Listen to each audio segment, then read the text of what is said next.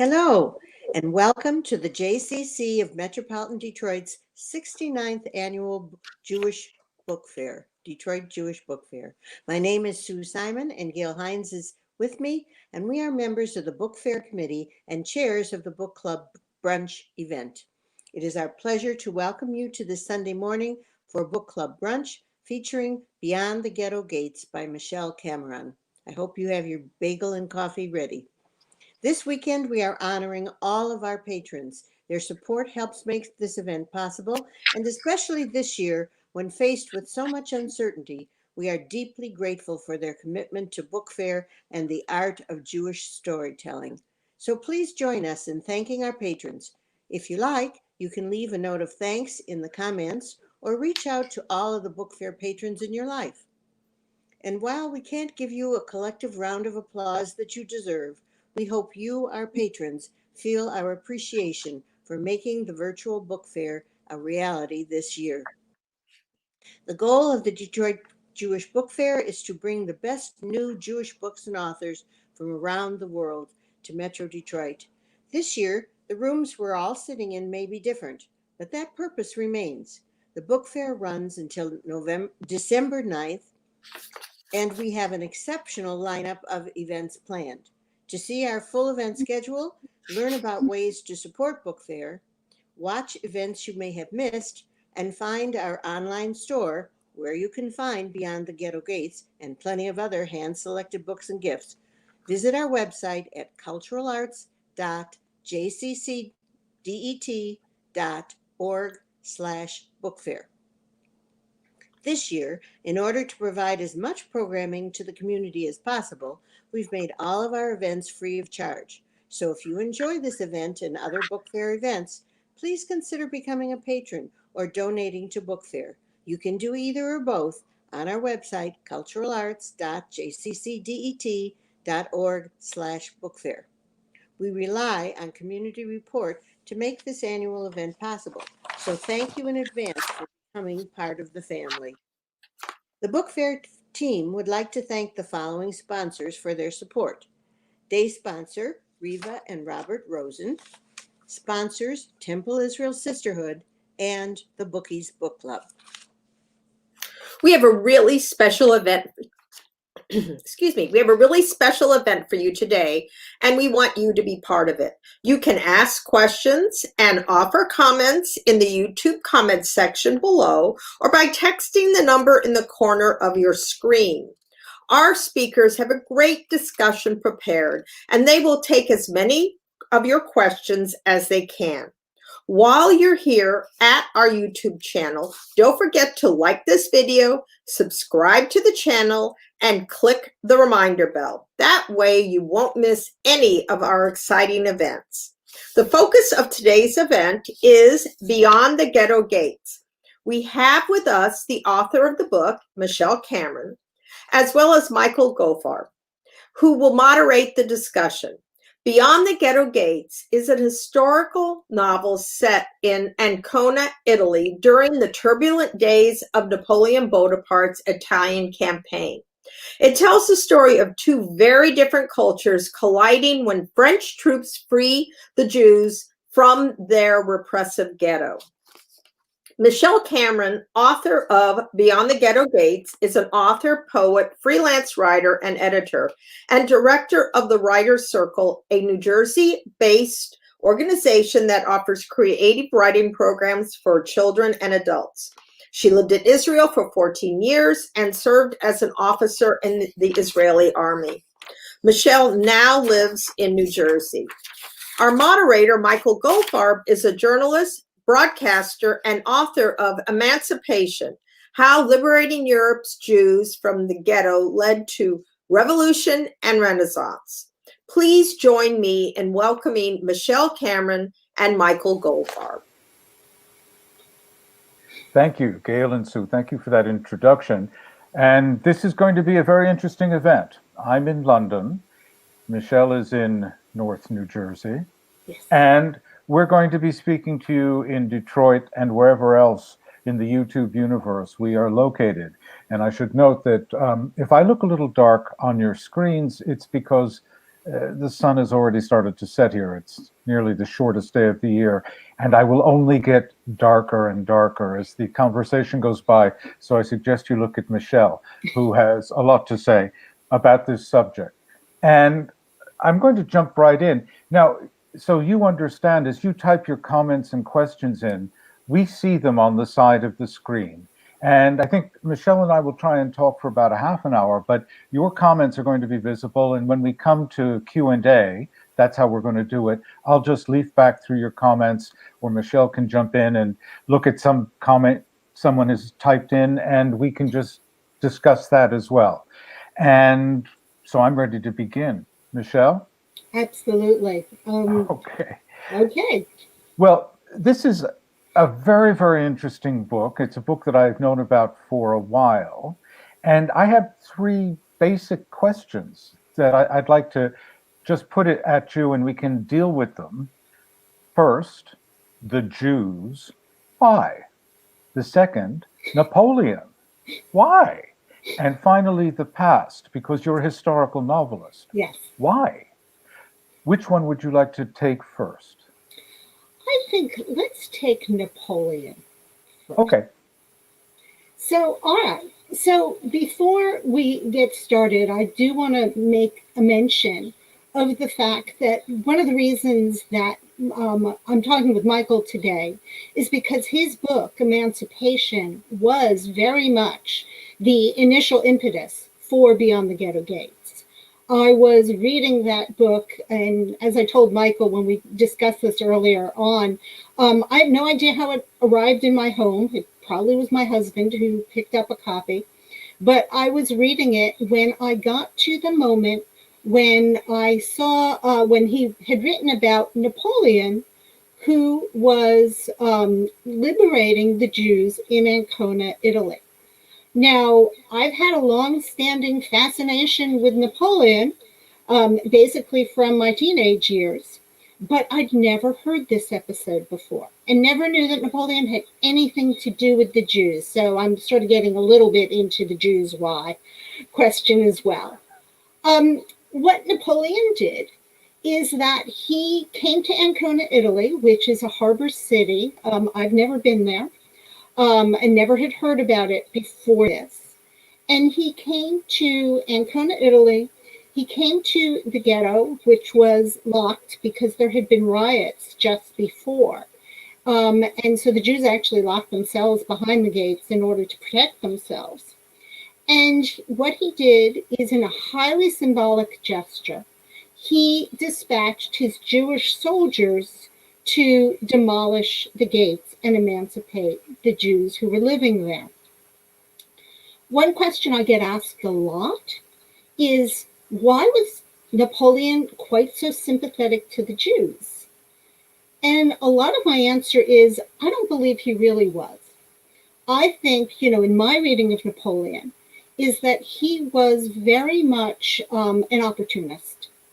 And he saw an opportunity to do what he wanted to do. He was building on his sense of destiny.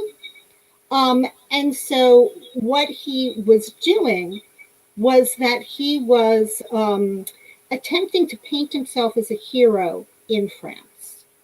Napoleon was, in addition to being a great opportunist, he was also a major manipulator of the press, and in fact was running 2 military newspapers that he himself was sponsoring and was certain to get his own name into many, many times. And so I think what he saw was an opportunity to make himself look like a hero.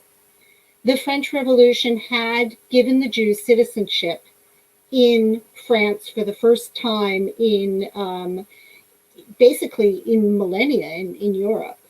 And so so this was in keeping with what was the philosophy in France at the time.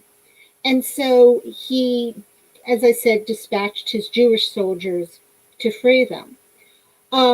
People ask me, well, doesn't that make him sympathetic?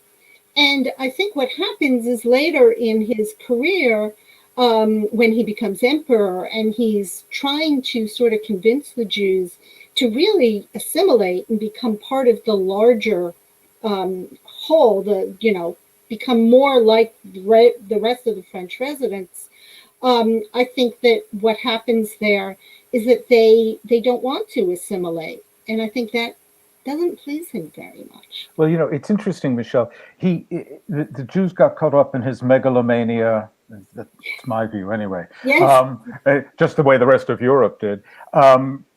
It was an amazing thing when 2 years after the Bastille fell, the French had spent 2 years writing a constitution.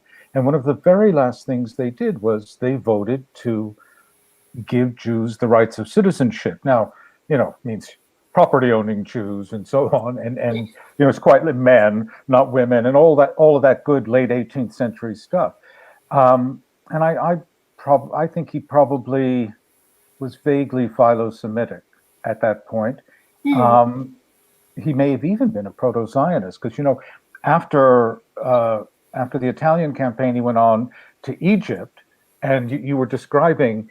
I mean, he was very modern. He had his own propaganda machine, and he was.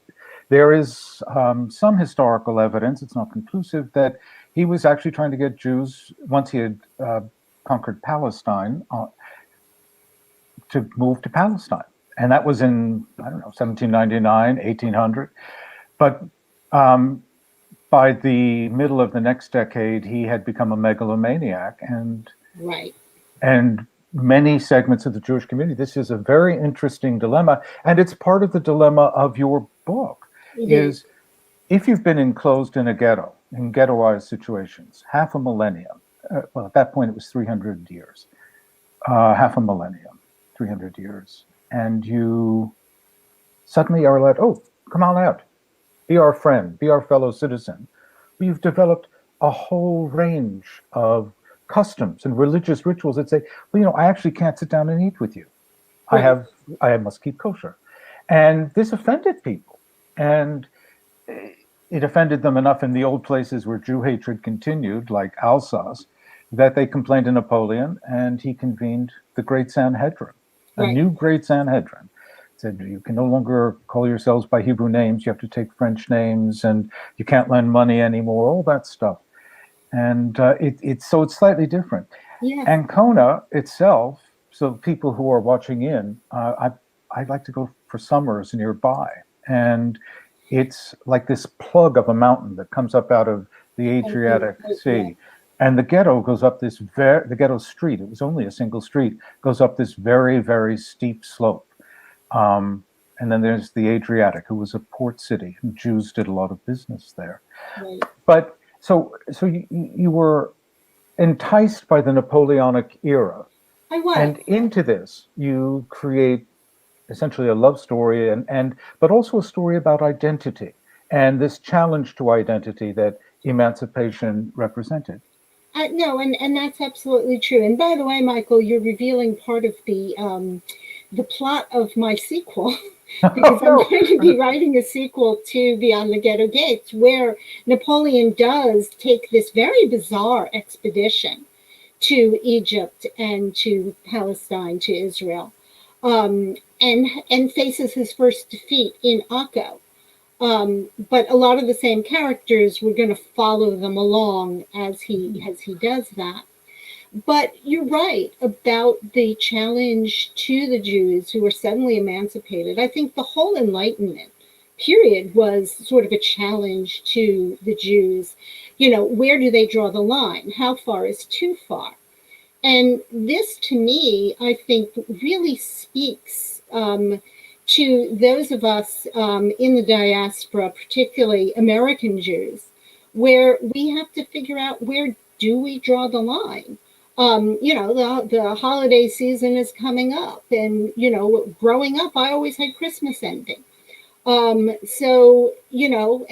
we never had a Christmas tree in my house. And we still don't. But you see what I'm saying, is that I think this is something that really attracted me, because it's a dilemma that I think most American Jews definitely deal with. Well, So, what kind of Judaism did you grow up with, Michelle? Reform Judaism. You were from, yeah? Yes. And did you go to a regular public school or did you go to a religious school? No, I definitely went to a regular public school, but as was mentioned in the introduction, I lived in Israel for 14 years, and I finished high school there. Mm. And I Now, think did you go on your own or did your family go?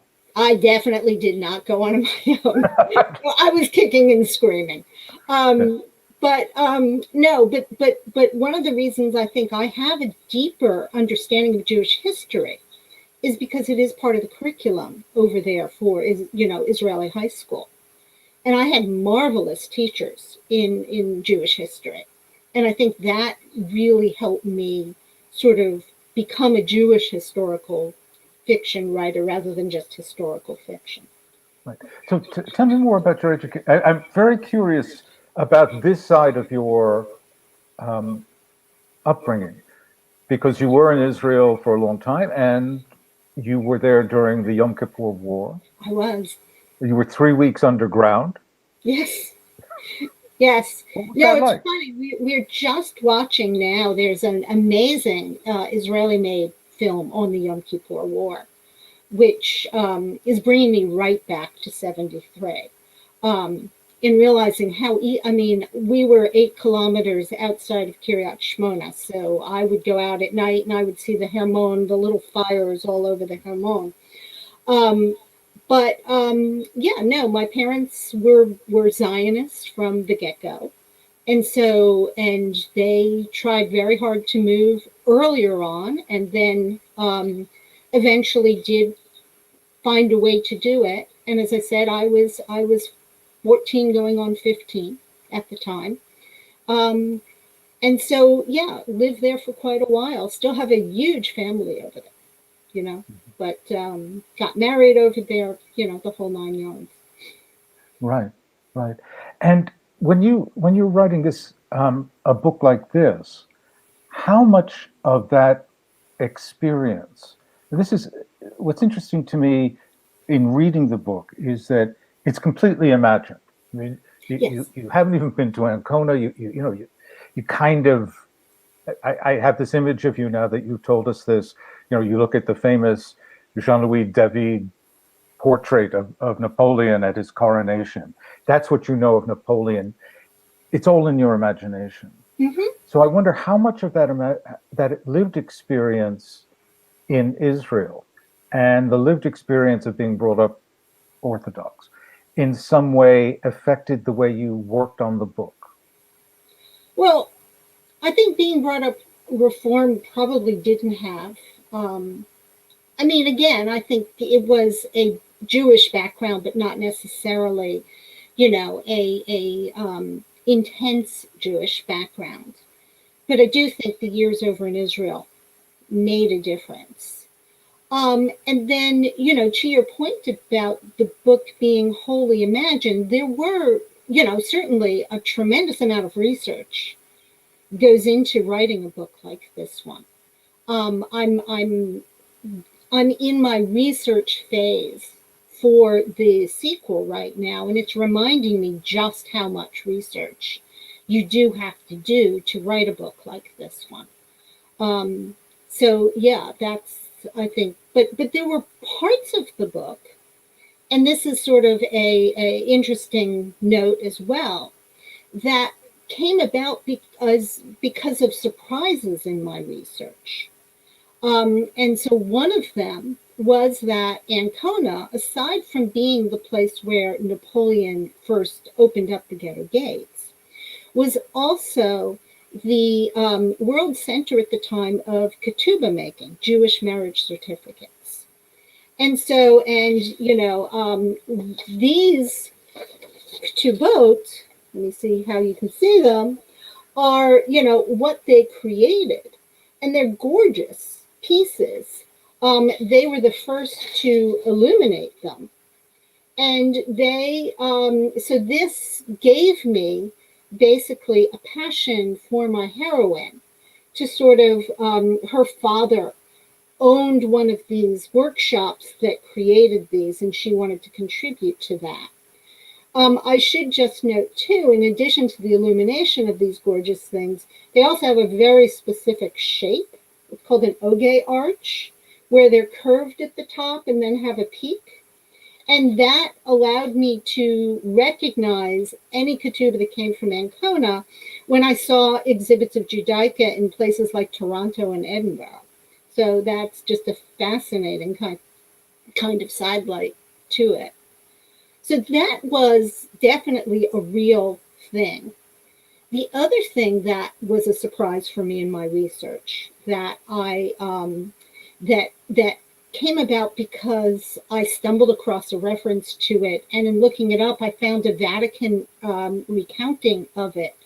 There was a portrait of the Virgin Mary in the cathedral. This portrait. And supposedly, in this Vatican recounting of it, it was a miracle portrait. It turned its head, it wept. And so the way the story goes is that a woman of the village, Francesca Moratti, who becomes one of my major characters, actually was the first to witness this with her daughter Barbara. So, but of course, so much of the rest of the novel is, as you say, it is definitely imagined, but a lot of research goes in to try to make it feel authentic. Right. No, and it does feel authentic. That's one of the things that I really liked about it, is it had a feel for not just the physical space, which you've never visited, Yeah. but the kind of psychological space that, you're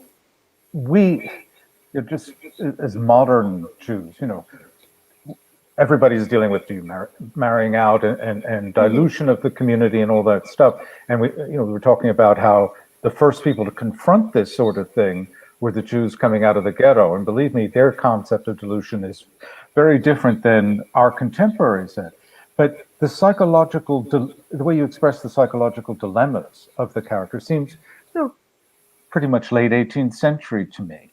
These are, the commitments that people have to family, for example, the devotion. I don't want to get too much into the book because I want people to go buy it and read it, obviously. But the devotion of your heroine to her father, the daughter to the father relationship, struck me as being something that is not very 21st century, I have to say. And I have a daughter, and much more to do with the times. Yes. But you have a track record in terms of imagining the past, because your first novel went even further back. Why don't you tell us a bit about that? And we'll come back to the current one. Absolutely. So that was The Fruit of Her Hands. And much more than Beyond the Ghetto Gates, that was a family story. And I say that because it tells the story of my 13th century rabbi ancestor, Mayor of Rothenburg. And I only knew that I had a 13th century ancestor because my mother used to say, well, we can trace our family roots back to the Middle Ages. And being a daughter myself, I never believed her until I came across a genealogy which one of my distant cousins put together. And there was the story right at the beginning. That book actually, in a way, led me to Beyond the Ghetto Gates, because it was about the advent of anti-Semitism in the Middle Ages. And while it's a family saga and there are a lot of lighter moments in the book, it also talks about book burning and blood libel and torture and all those wonderful things that you get in the Middle Ages. So with Beyond the Ghetto Gates, I was really looking for a joyous moment in Jewish history, because I was looking for something lighter to write. And that's why that passage in Emancipation really struck me, because I was like, oh, A, I never knew about it, and B, this is a happy moment. And how many happy moments do we get as Jews? Not that many. Not very many. I sometimes wonder that, my book, it was a celebration. It was like, give people a chance and they can change the world.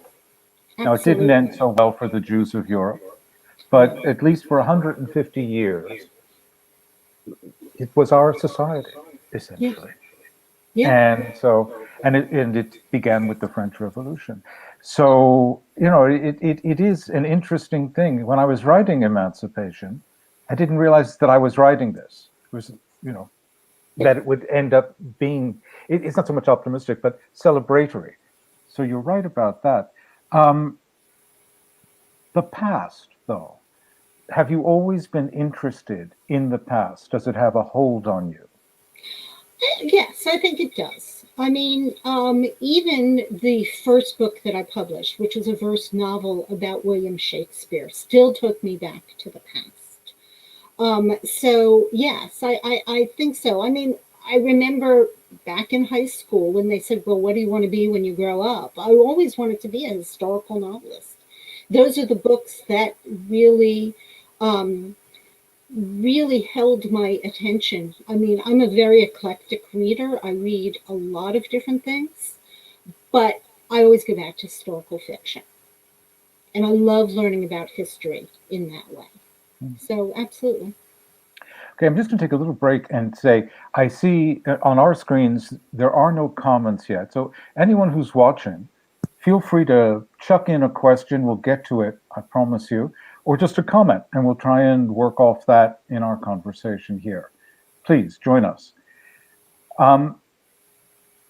So let me just take you back to the actual process of writing, because we've been in touch for a very long time. Yeah. And the process of writing this book for you has not been one of going to your desk and a year later coming out with a book. What happened? No, it has not been that. And I always hoped I would become a book a year author, but it has not happened. But no, in fact, I actually wrote an entire book before I wrote this one, because Emancipation doesn't just talk about Napoleon, it also does talk to a large extent about the French Revolution and the role of the Jews in the French Revolution. And I tried my hand at that first. And I realized when I was done with it, I had a whole draft, and I realized that I didn't have a strong enough story to carry it. And so reluctantly, I put it aside. I had always planned on this being a trilogy, starting with the French Revolution, going into Napoleon in Italy, and then going into Napoleon in Egypt and Israel. That first book was great because it gave me tremendous background. It gave me many of the characters. I knew their backstories because I'd written their backstories.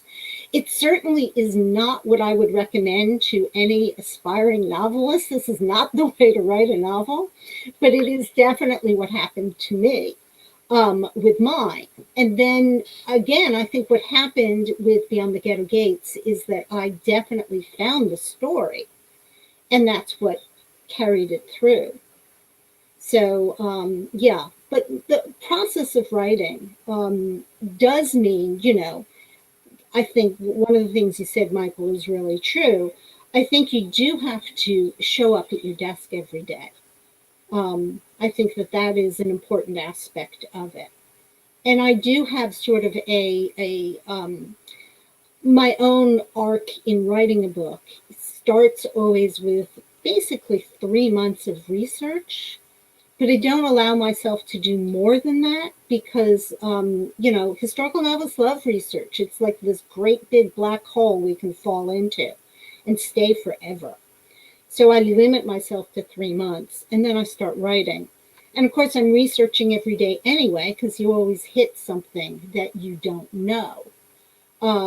So, yeah. And then this book in particular, I have revised more than any novel that I've ever written before. But I think that the revision process is sort of critical to making something that feels like, yeah, you can finally say, this one's done. Let's go on to the next. I love the research part of things. Do you find that you it's not just that you learn things you didn't know, but that you think, oh, I should write that book next, or I should write that instead, or you just say, I'm just going to stay here and read this, even though I don't need it anymore. Yes. I've sucked dry out of this particular whatever newspaper article. Yeah. You think, I think I'll have another look. I'll read another article on this subject. Nothing to do with my book. It's just I want to do it. No, absolutely. It's funny because a piece about Sir Sidney Smith, who's going to play an important role in the next book, showed up in my inbox. And it was all about his escape from France. I mean, he was a spy for the French and things like that, for the British against the French. And it tells about his escape from a French prison. And it's fascinating. Has nothing to do with this book, except for, there may be a sentence or two that'll fit into the next book about the fact that he escaped from France. But it's I agree with you. You can get sidetracked so easily with research, which is another reason I do limit myself. Right.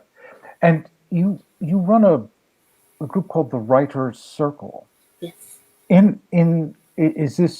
Are these students, or these people who want to and life has taken them away from, maybe a professional path as a writer, but they want to get back to it? What the Writers' Circle does is, first of all, we teach children and teens, and that was one of the reasons why the Writers' Circle was founded. My business partner had children who were simply not being allowed to be creative in their writing in school. And she says, I'm a published author, I can fix that. And it grew from there. Once I joined her, we started introducing more adult classes.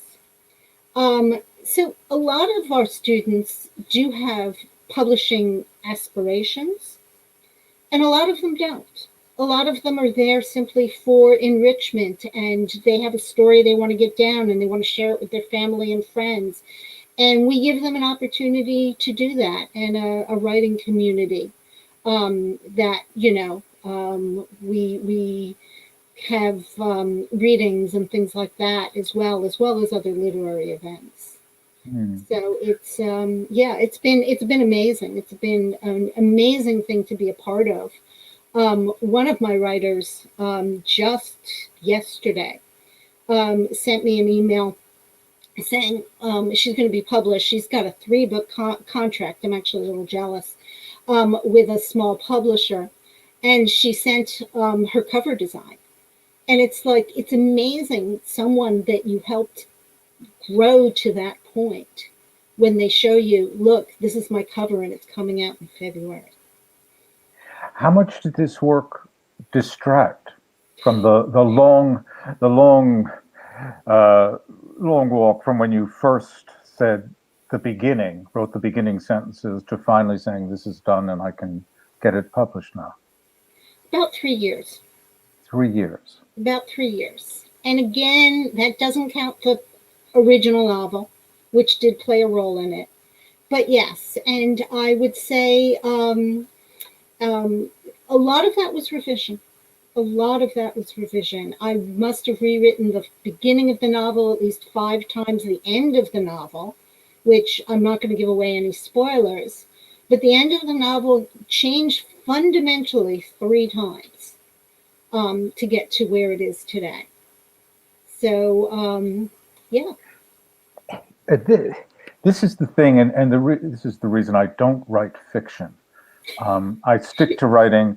I'm a journalist and a broadcast journalist, and my books have been nonfiction. Yeah. Because the ending is the ending. It's the facts, Jack. That's it. How hard is it when you've agonized to get to the end of a draft to realize this is not working and I have to go back into the book and at some point begin to make changes so that I can have a different ending? It's challenging. It's definitely challenging, because often what you do both beginning and end, well, more the end, is you have to see the rest of the book. So it's a fundamental change. In some instances, you've got to fit in moments that will make sense. I always tell my writers that the end has to feel inevitable, even if it's a surprise. And so, yeah, that was a struggle with this one. Because I did have to go back and redo certain aspects of this novel to fit.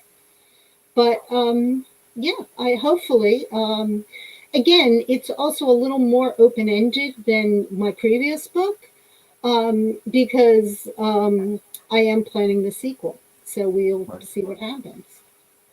So I'm going to bring us back to the Jewish themes, because it is a Jewish book festival. Yes. And let me ask you, in writing something like this, how has it changed your own sense of Jewish identity? You've obviously had this, remarkable, 13 years in Israel is bound to change your self-identity as a Jew. Then you come back, you leave, you come back to America. But I wonder, in venturing into this imaginative world, how much that changed your understanding of yourself as a Jew in the modern world. I think what it does is it connects me to my culture, to my sense of history, to who I am. I again, my first verse novel. It's a collection of poems. You read it all the way, beginning to end, and it tells a story, because I've always been a storyteller. But again, it was about William Shakespeare and the Globe Theater, and I never mentioned Shylock, so there were no Jews in it. When I got to writing The Fruit of Her Hands, though, I said, well, this feels more like me. This feels more like me. This is who I am. And so I think what writing these books has done for me, and writing Jewish historical fiction has done for me, is it does connect me more strongly to my people, my history, and all of that. Mm.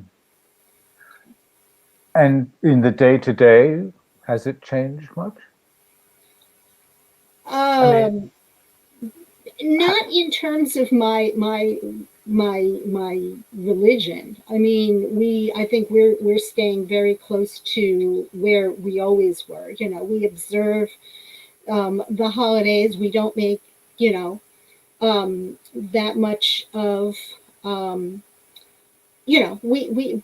But I think that again, in terms of myself, my own self identity, I think that's where the change has really occurred.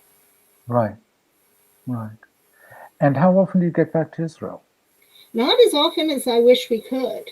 We were back actually a couple of years ago. As I said, we have a very large family there.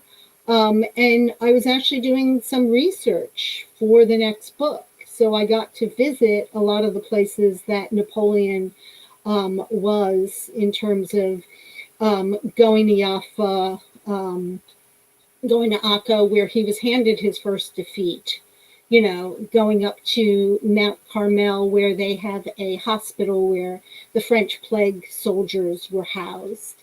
So we got to do some of that in addition to, seeing family and just being there. But yeah, I wish we could go more. It's just, it's not cheap to get over to Israel. No. Of course, right now, no one's going anywhere. So That's true.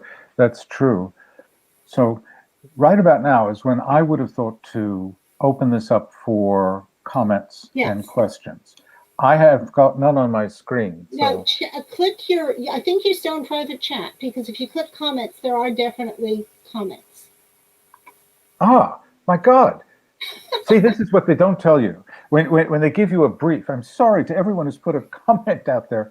They didn't tell me to click on comments. I was stuck in a private chat line, and I didn't see this. So let's just work our way through them, because some of them have been waiting very patiently. The first comment is from Barbara Stark Naiman. Do you see that, Michelle? I do. Oh, it's Actually, just I know Barbara. She and I share a publisher. All right. Yes. So this is yes. Okay. So Now, Shirley Korolitz, who's one of the organizers here, does make an interesting point. It's a good question. Do you worry about you're writing historical fiction? You do a lot of research. I know that. But do you worry that for some of your readers who might be Jewish, that this fiction will take the place of historical knowledge? I'm not that concerned about that.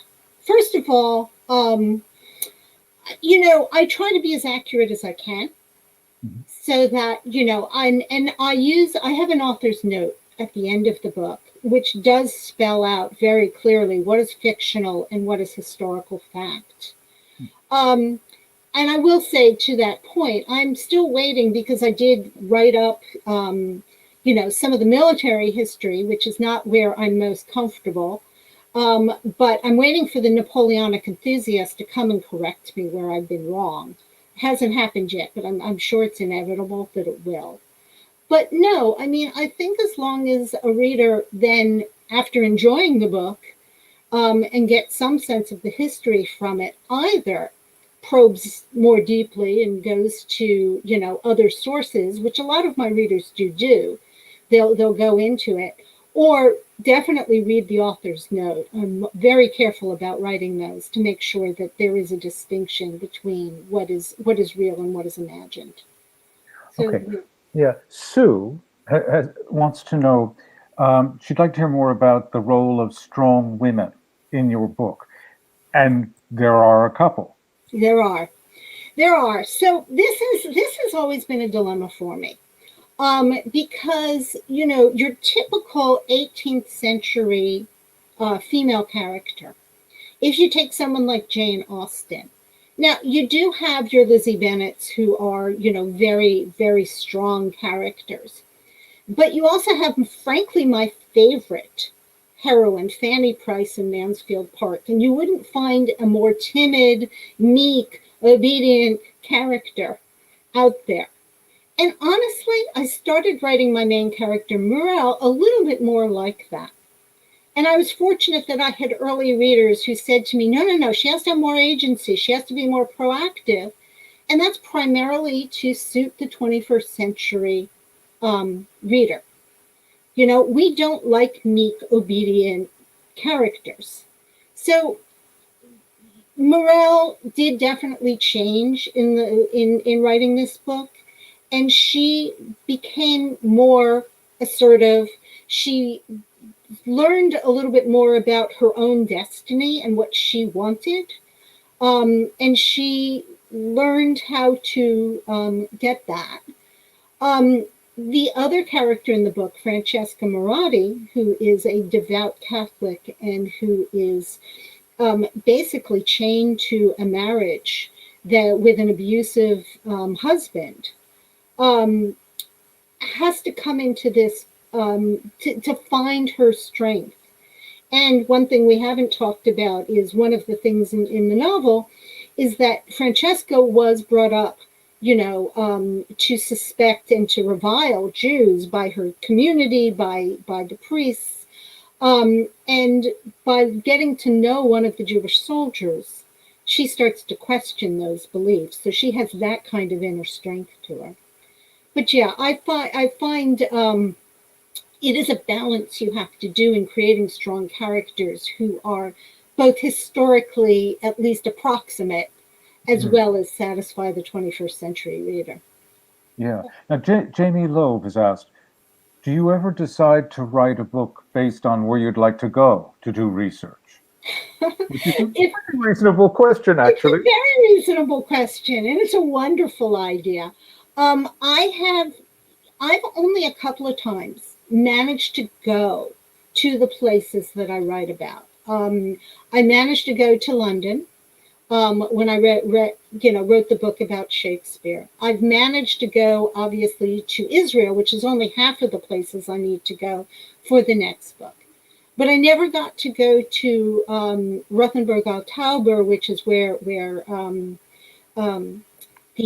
Fruit of Her Hands is. I never got to go to Ancona. So yeah, I like the idea though. Maybe I need to start doing that more and get to travel more again when we can. Yeah, that would be nice. Um, going to where you're writing about is a pleasure. When I wrote Emancipation, my advance covered me for 6 weeks in Paris, and yeah, it was nice. Although I hadn't, it wasn't a very grand apartment that I could afford to rent, I have to tell you. But nevertheless, it was Paris, and yeah, it's kind of a thrill to be in those streets. And it does help the writing, I think, if you can walk the streets, if only for a day or two, Yes. and absorb things. So anyway, just in the few minutes that we have left, and we can take more questions if anybody wants to type them in. I can now read them. This book is recently published.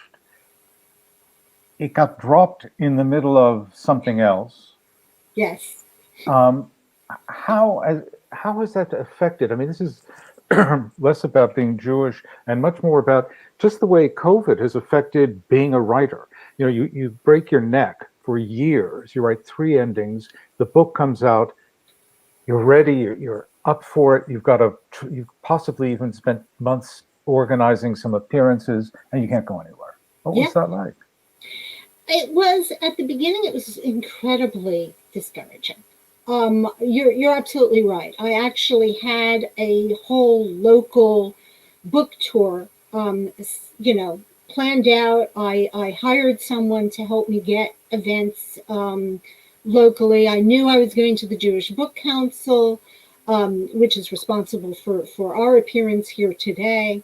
So I was primed. I was ready to do this. And then, of course, COVID did happen.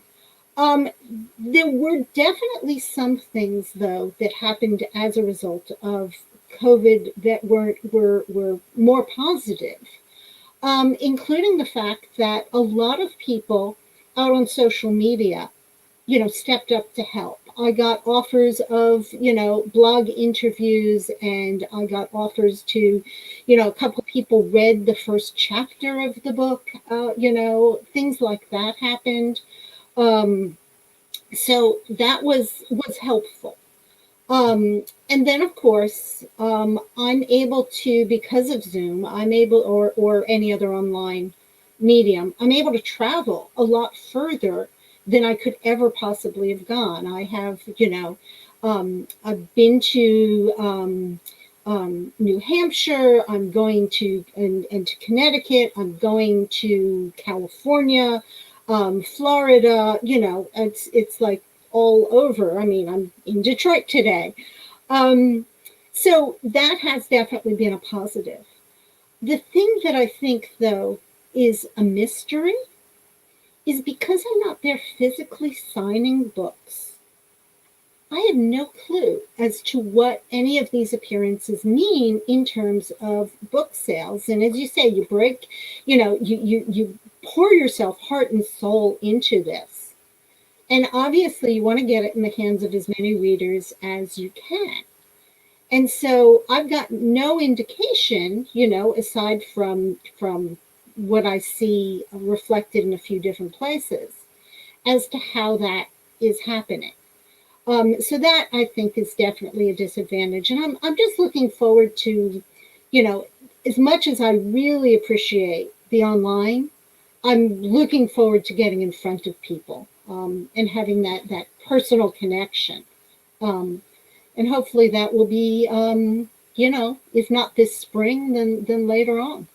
Well, for the next book, certainly. And certainly for the next book. Yeah, we hope. And so we're going to come to the end, and I'm just wondering if there's, one final thought about this story of a young Jewish woman in the very late 18th century and her encounters, her first encounters with the world outside the ghetto walls, encounters that take her away from her heritage to a very considerable degree. What you would like to say about how this book expresses Jewishness to people who will see this, who are watching now, and who will see it, because it's going to live. That's the other nice thing about these events, find it on YouTube someday. A year from now, someone will stumble across it and watch us talking and think, oh, that's interesting. So I think that what it does say about certainly my heroine's Jewishness, I think about a lot of the characters in the novel, is that despite the tug and pull of assimilation, they do manage to come to terms with who they are, with their heritage. And, there's again, not giving away too much of the plot, but there's a moment when my heroine contemplates intermarriage because she has an infatuation with this dashing French soldier who's a Catholic, or a lapsed Catholic in this case.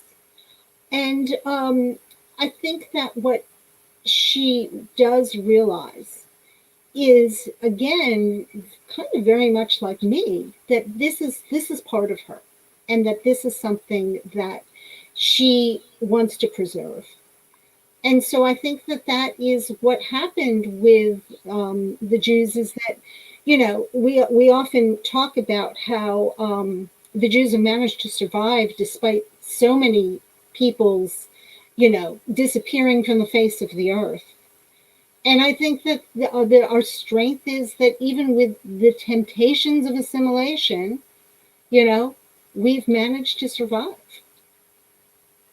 We do manage to survive. And I'm going to bring the conversation to an end now by saying, people who see this, there's a little display, I hope, at YouTube saying where you can buy the book, which I recommend. And I want to thank Michelle for the opportunity to actually see her face to face, because we first encountered over this book maybe 8 years ago when Michelle was first working on the novel that didn't happen, but helped her into this one. And I'm really grateful to you, because it's been really interesting to talk to you, Michelle, and hear about your work process, and also about the ways in which this story reflects your own sense of being Jewish. So Thank you very much. And I just want to say to everyone, to you, Michelle, and to everyone in the Detroit Jewish Book Fair, and anyone who sees this, sei gesund, because I have a friend who's Serbian, and he teaches at Princeton, and he's not Serbian, he'll kill me. He's Bosnian. He's a Bosniak. He teaches fiction at Princeton. And at the start of COVID, he put up a tweet noting that in his languages, and he has many languages because his family came Ukraine into the Balkans, and he's got a lot of different strands. But in all of his strands, the traditional greeting and departure was, be healthy. Why?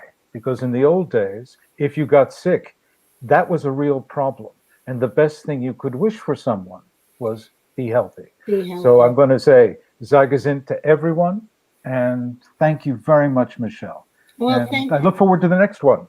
All right. And thank you, Michael. And definitely thank you for Emancipation, because without that, Beyond the Ghetto Gates would not have happened.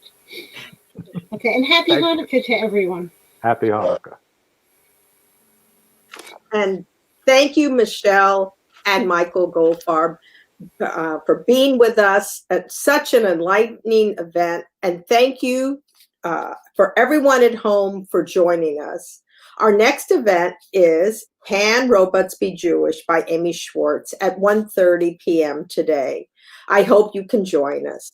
Remember to like this video, subscribe to our YouTube channel, and visit our website where you can buy Michelle Cameron's book, culturalarts.jcc det.org/bookfair for a full schedule and ways to get involved. Have an amazing day. Thank you.